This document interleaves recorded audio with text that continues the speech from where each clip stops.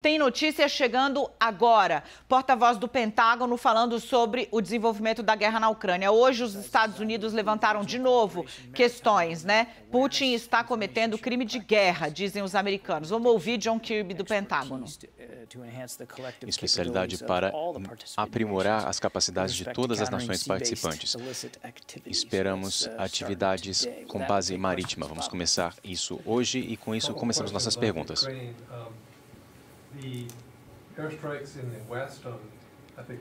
Os ataques aéreos do Oeste sugerem um aumento, uma escalada da guerra contra a Rússia. E outra coisa, se pudermos discutir o comboio a norte ou noroeste de Kiev. As mudanças nas posições dos elementos desse comboio prevêem um ataque ou um movimento militar significativo nesse momento? Bom, as pessoas em Kiev diriam que estão sob ataque nesse momento. Há um bombardeio russo bem violento neste momento e nós avaliamos que os russos estão começando a ganhar impulso em campo, sobretudo no leste, não tanto pelo norte. E eu não quero magnificar o aspecto de que esse comboio está avançando. Isso poderia ser uma proteção forçada, por exemplo, porque os ucranianos continuam afrontando e se defendendo desse avanço. Eu acho que o avanço pode ser não somente para abastecer as operações no sul, mas eu acho que é bom a gente ser um pouco mais cauteloso com relação às nossas previsões. E quanto à segunda pergunta, é um pouco difícil entender o que eles estão fazendo agora. Eles atacaram o oeste por algumas frentes aéreas, e não é que não há ataques no lado oeste da Ucrânia desde o início dessa operação 16 dias atrás. É só a questão de que nós não temos visto isso de forma rotineira. O que isso quer dizer, o que isso indica, nós de fato não sabemos ainda. Nós acreditamos que o objetivo era atacar campos de pouso. Acredito que nós queremos permitir que eles utilizem parte desse campo aéreo no oeste. Mas a questão mais importante é no oeste, é onde a maior parte da violência, a violência mais agressiva está acontecendo, é onde a maior parte dos esforços estão sendo concentrados. A região de Kiev, Mariupol, Mykolaiv, mais para o sul, e eles continuam lutando em Donbass também. Então, eles estão agora se movendo para o leste. Mais uma vez, eu acho que é difícil entender. Nós estamos falando de dois ataques a dois campos e não é questão de nós não termos visto isso no passado. É só cedo demais conseguir perceber algum tipo de estratégia mais ampla. A maior parte do poder de batalha está sendo empenhado no lado leste. Que tipo de arma foi utilizado para atacar esses campos de pouso? Foi algum míssil que veio de Belarus? Bom, nós não temos ainda o ponto de origem, que tipos de munições.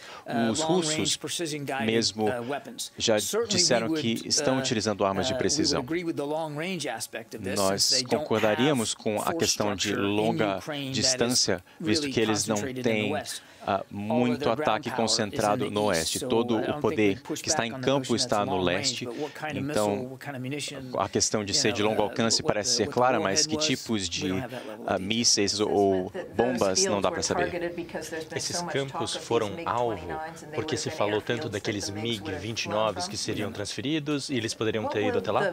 E o que os Estados Unidos faria caso a Rússia usasse arma química na Ucrânia? Bom, eu não quero especular.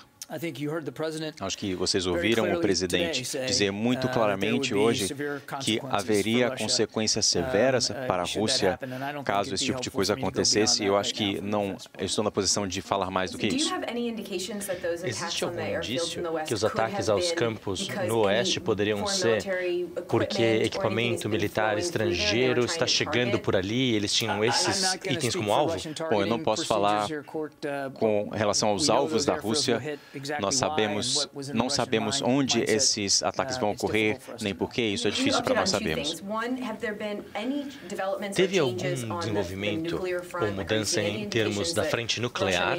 Existe algum indício que a Rússia planeje fazer algum uso de arma nuclear? E, em termos de armas biológicas e químicas, existe algum indício que estas armas estão sendo trazidas para a Ucrânia e estão prontos para usá-las?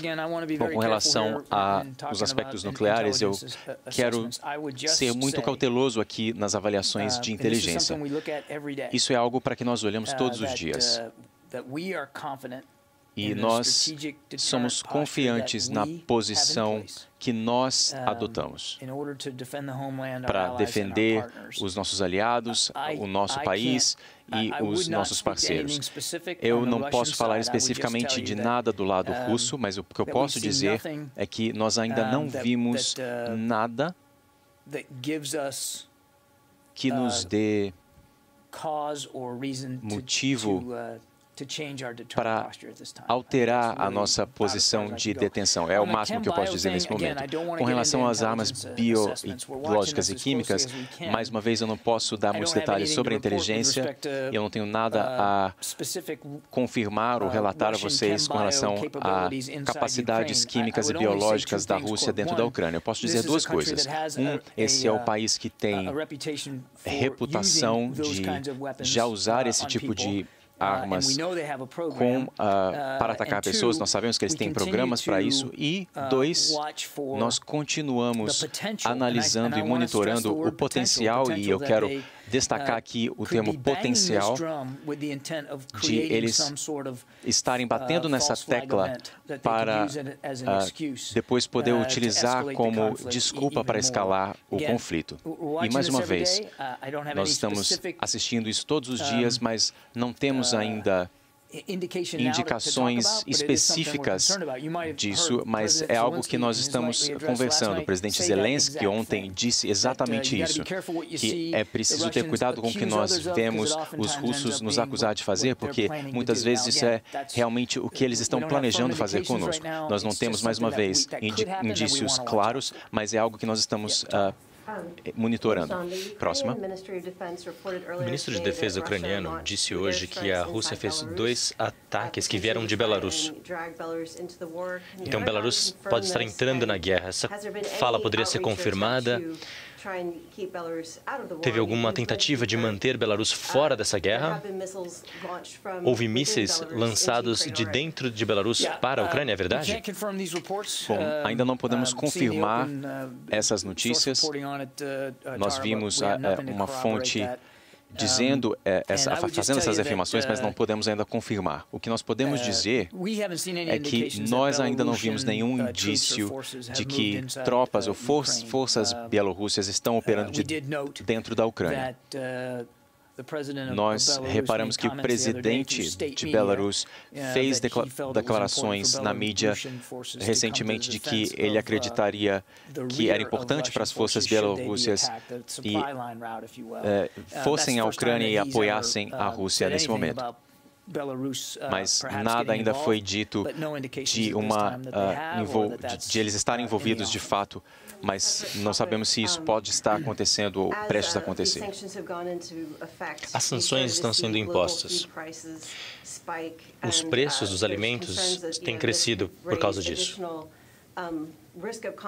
Existe um risco de aumentado em países que já têm conflitos, como o Afeganistão, por exemplo.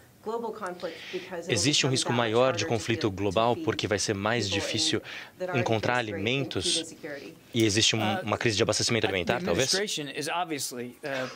O governo está, obviamente, prestando atenção à crise humanitária que essa guerra que foi escolhida por Putin está causando. Eu vou tentar, de novo, dizer a mesma coisa. Nós estamos explorando oportunidades de trabalhar dentro da comunidade internacional para reparar esse dano. Nós não temos plano no Departamento de Defesa de evitar ou mitigar os efeitos da insegurança alimentar. Não há nenhum papel do Departamento de Defesa nesse momento que eu possa relatar. Mas um ponto na sua pergunta era o da escalada do conflito. E isso é obviamente algo que nos preocupa constantemente, de uma escalada para além do que o conflito já é neste momento. E isso é um perigo já suficiente dentro da Ucrânia. Então, relacionando a outra questão sobre o que nós estamos monitorando, nós estamos constantemente preocupados com uma escalada. Existe um conflito na Ucrânia e já tem um efeito dominó no mundo todo. O Pentágono está atento para outras áreas de conflito nas quais pode piorar, por exemplo, a fome?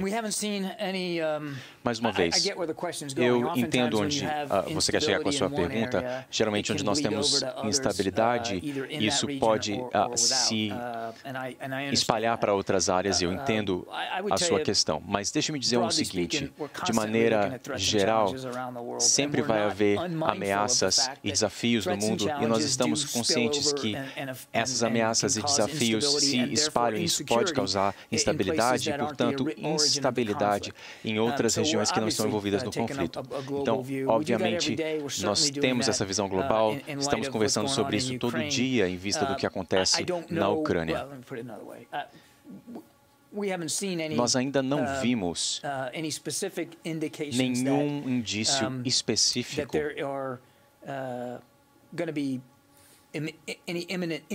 de que há questões iminentes ou ameaças em outras regiões como resultado desse conflito e que nós precisaremos intervir. Eu acredito que é muito cedo para dizer, mas obviamente nós estamos monitorando claramente, pois há esse potencial de escalada. E se eu puder dizer mais uma vez, essa é uma guerra por escolha. Putin pode pôr fim a isso neste momento, concordando com uma solução diplomática, interrompendo os bombardeios e a ruptura que ele está causando. Algo que não foi provocado contra uma nação que não apresentava nenhuma ameaça. Tudo isso por escolha dele. E esse sangue está todo nas mãos dele e ele pode pôr fim a isso agora, se quiser.